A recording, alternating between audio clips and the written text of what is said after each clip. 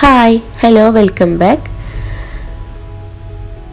അപ്പോൾ ഇന്ന് നല്ല ക്രീമി ആയിട്ടുള്ള നല്ല ടേസ്റ്റി ആയിട്ടുള്ള ഒരു സേമിയ ചവ്വരി പായസമാണ്. വീഡിയോ ഇഷ്ടപ്പെട്ട എല്ലാവരും ലൈക്ക് ചെയ്യുക, ഷെയർ ചെയ്യുക, സബ്സ്ക്രൈബ് ചെയ്യുക. അപ്പോൾ അതിനായിട്ട് ഒരു കപ്പ് സേമിയ എടുത്തിട്ടുണ്ട്. ഞാൻ വറുക്കാത്ത സേമിയാണ് എടുത്തിട്ടുള്ളത്.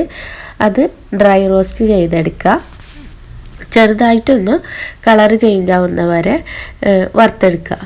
എന്നിട്ട് അത് നമ്മൾ ഒരു സൈഡിലേക്ക് മാറ്റി വെക്കുക.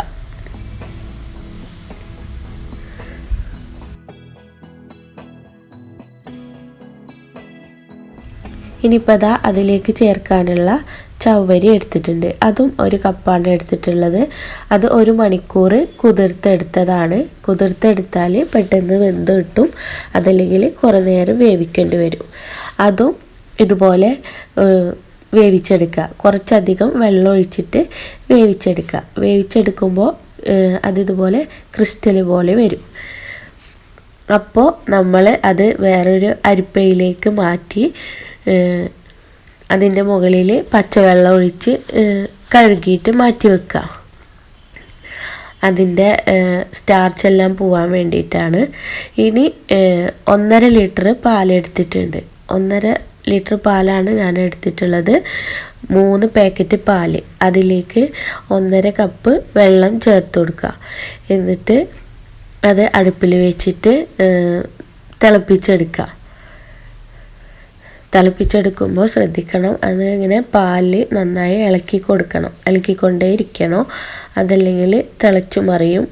മാത്രമല്ല അത് അടിക്ക് പിടിച്ചു പോവുകയും ചെയ്യും. പിന്നെ അതിലേക്ക് 1/2 to 1/4 കപ്പ് കണ്ടൻസ്ഡ് മിൽക്ക് ചേർത്ത് കൊടുത്തിട്ടുണ്ട്. ഓരോരുത്തരെ മധുരത്തിനനുസരിച്ച് ചേർത്ത് കൊടുക്കുക. ഇനി കണ്ടൻസ്ഡ് മിൽക്ക് ഇല്ലെങ്കിൽ പാൽപ്പൊടി ചേർത്ത് കൊടുത്താലും മതി. എന്നിട്ട് നന്നായിട്ട് തന്നെ ഇളക്കി കൊടുക്കുക.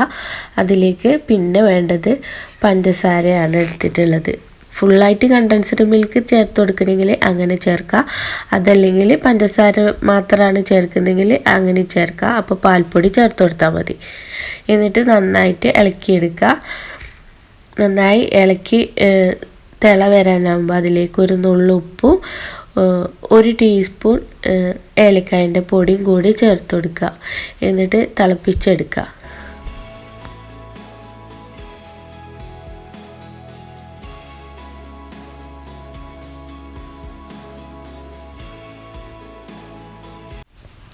പാല് തിളച്ച് വന്നാൽ അതിലേക്ക് നമ്മൾ വേവിച്ച് വെച്ചിട്ടുള്ള ചവ്വരി ചേർത്ത് കൊടുക്കുക.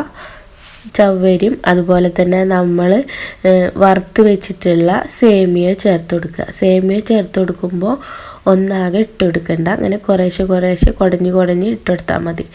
അതല്ലെങ്കിൽ അത് കട്ട കുത്തിപ്പോവും.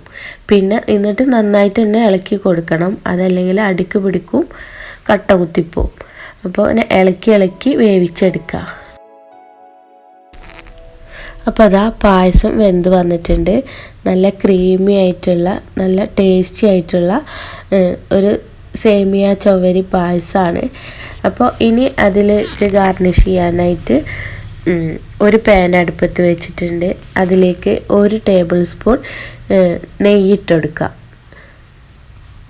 എന്നിട്ട് അതിലേക്ക് കുറച്ചധികം തന്നെ അണ്ടിപ്പരിപ്പ് ചേർത്ത് കൊടുത്തിട്ട് വറുത്തെടുക്കുക. പിന്നെ 1 ടേബിൾ സ്പൂൺ കിസ്മിസും കൂടെ ചേർത്ത് കൊടുക്കുക. എന്നിട്ട് അതിങ്ങനെ ബോൾ പോലെ വരും. മുന്തിരി ബോൾ പോലെ വരുമ്പോൾ അതെല്ലാം കൂടെ പായസത്തിലേക്ക് ചേർത്ത് കൊടുക്കുക. അപ്പോൾ ഇത്രയേ ഉള്ളൂ.